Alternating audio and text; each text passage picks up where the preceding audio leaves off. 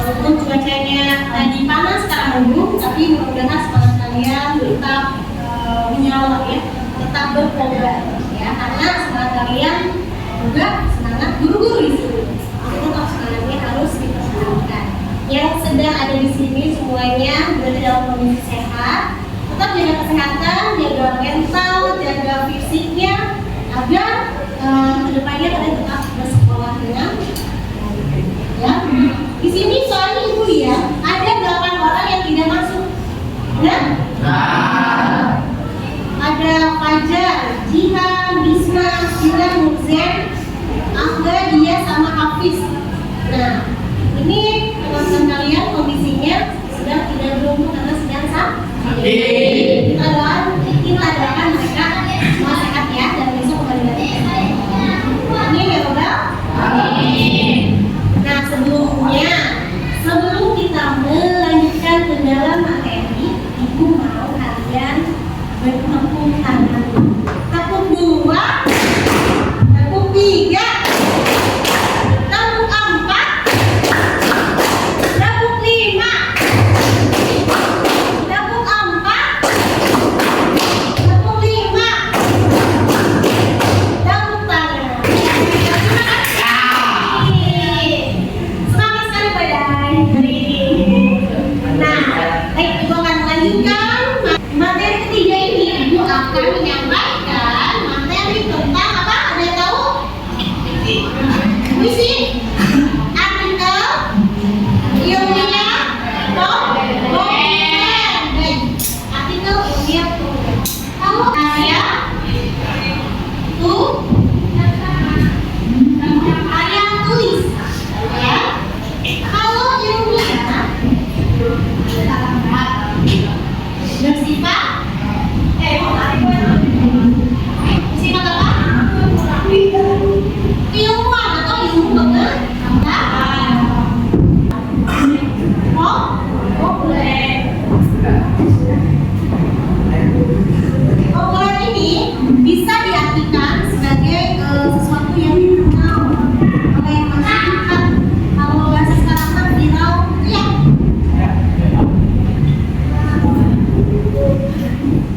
Di dalam KKS kalian, arti artikel ilmiah populer adalah salah satu bentuk karangan ilmiah yang berisi opini penulis. Nah, di sini siapa yang tahu pengertian dari opini atau opini itu apa sih menurut kamu? Opini, pendapat sendiri. Oke, opini itu pendapat sendiri.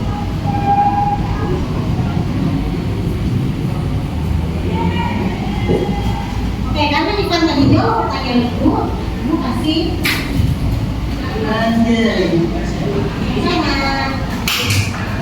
setelah artikel ilmiah populer karya tulis yang bersifat keilmuan atau ilmu pengetahuan, dia itu sifatnya mudah dipahami dan dikenal oleh masyarakat luas. Itu kenapa dia dibilangnya populer. Akhirnya yang buat siapa? Yang buat penulis. Penulis itu siapa? Bisa siapa saja. Selain itu ada tujuannya, tujuan dari pembuatan artikel ilmiah populer, yaitu sifatnya karena artikel ilmiah populer ini mudah dipahami oleh orang banyak dengan bahasa yang simpel, bahasa yang mudah diserap dan bisa dimengerti oleh semua kalangan. Jadi sifatnya itu walaupun dia karya ilmiah, sifatnya menginformasikan pasti. Nah, selain menginformasi, sifatnya juga adalah untuk menghibur, ya, menghibur masyarakat.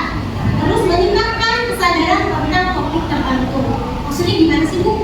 Meningkatkan kesadaran tentang topik tertentu. Contoh, ya, contoh karya ilmiah atau artikel ilmiah populer tentang minat belajar siswa. Nah, di situ pasti isinya kan belajar, mengetahui pelajaran tertentu dan menyukai pelajaran tertentu, kan?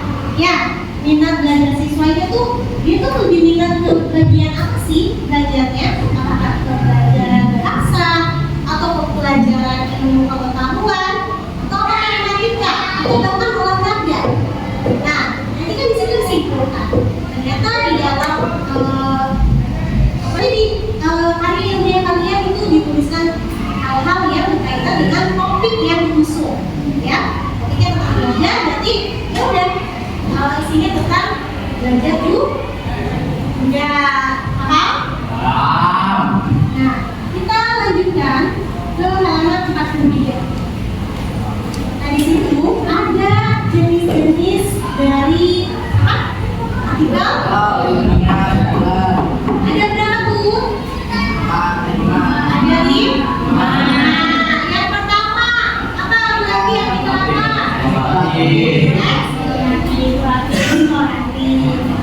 Eksploratif. Kalian tahu artinya explore? Berarti kan apa ya? Ingin menemukan temuan-temuan baru, benar nggak? Ya, jadi mengeksplor ingin menemukan temuan-temuan baru, mengungkapkan berbagai fakta berdasarkan kajian tertentu. Ya, contohnya misalnya penemuan benda sejarah baru atau penemuan manfaat dari tumbuhan jahe misalnya selain untuk apa? Eksploratif, ya. Contohnya, kenapa sih terjadi banjir? Kan? Kenapa ini bisa terjadi banjir? Kan? Gimana cara mencegahnya? Itu ada artikel deskriptif, menggambarkan keindahan situ gede. Di situ digambarkan situ gede adalah misalnya ya destinasi yang terdapat di wilayah situ gede kecamatan apa? Saya itu dijelaskan. Nah, lalu apa sih di situ manfaat atau keunggulannya? Misalnya di sana terdapat perahu yang bisa dinaiki oleh para wisatawan, ya, atau yang tenang, udaranya yang sejuk. Kan kalau ke destinasi itu yang bisa kita rasakan kan, ya, menggunakan panca indera. Kalau airnya tenang, berarti kita melihat airnya tenang. Panca indera mata kita melihat air itu kan. Nah, lalu udaranya yang sejuk, berarti kita merasa kita kan. Nah, lalu apa lagi? Suara jauh dari hiruk pikuk perkotaan misalnya itu, berarti kita menggunakan benda ya, itu deskriptif. Kalau preskriptif yaitu memberikan petunjuk, ya, artikel pembacanya untuk melakukan sesuatu sehingga tidak mengalami kekeliruan atau kesalahan. Aman atau kesalahan. Contohnya tata cara apa itu mengurus SIM, KTP atau paspor.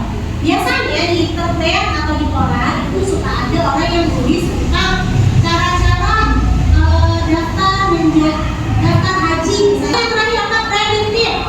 Prediktif itu apa sih? Prediksi itu.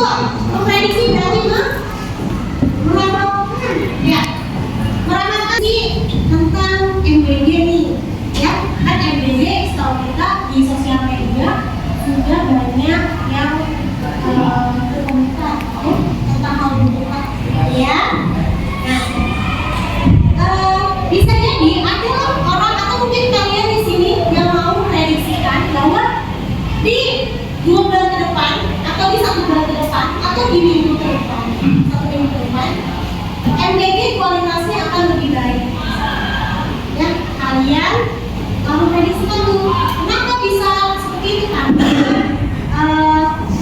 hal yang sudah terjadi di sebelumnya, yang banyak keracunan dan sebagainya, itu menjadi apa ya?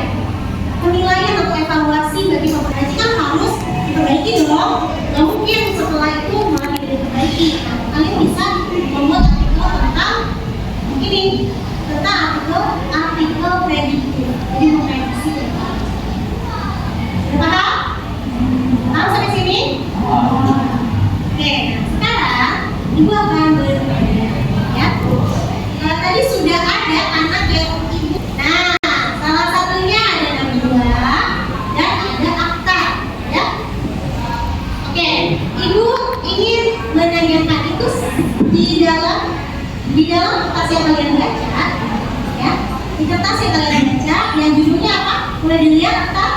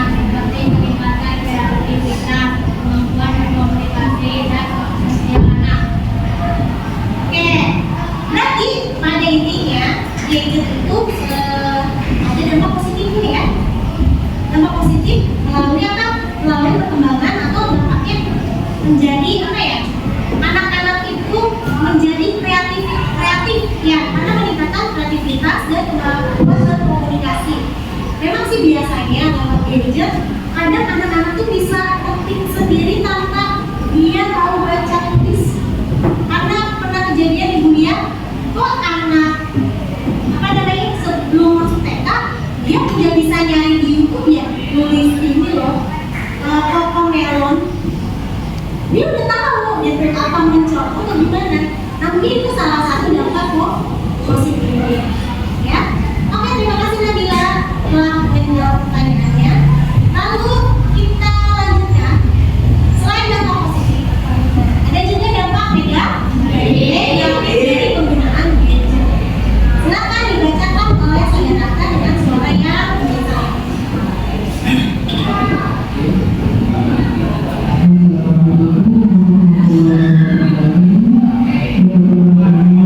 Dampak negatif penggunaan gadget terhadap tumbuh kembang anak berdasarkan studi HKI Jakarta 2021, gadget dapat menghambat perkembangan bicara dan bahasa. Hal ini terjadi karena anak menggunakan waktu lebih banyak di depan layar gadget berinteraksi dengan orang lain yang dapat mengajarkan pembelajaran bicara dan bahasa. Akibatnya, anak dapat berinteraksi dengan orang lain dan mengakibatkan kehilangannya kemampuan bicara dan bahasa anak. Oke, betul. Nah, intinya gadget itu ada dampak negatifnya juga. Jadi karena dia sering megang handphone, ya. Jadi komunikasi dengan orang lain itu berkurang, ya. Jadi ada yang namanya speech delay. Nah, speech delay itu dia berbicaranya lambat. Anak usia 3 tahun itu udah ada kata-kata yang dikeluarkan, tapi ini belum bisa karena dia selalu melihat gadget dan tidak berkomunikasi dengan orang lain, termasuk dengan orang tuanya. Ya. Nah, terima kasih kepada yang sudah menjawab pertanyaan-pertanyaan Ibu. Ya, Ibu berikan apresiasi, Ibu berikan penilaian yang baik untuk kalian. Yang belum kebagian tanya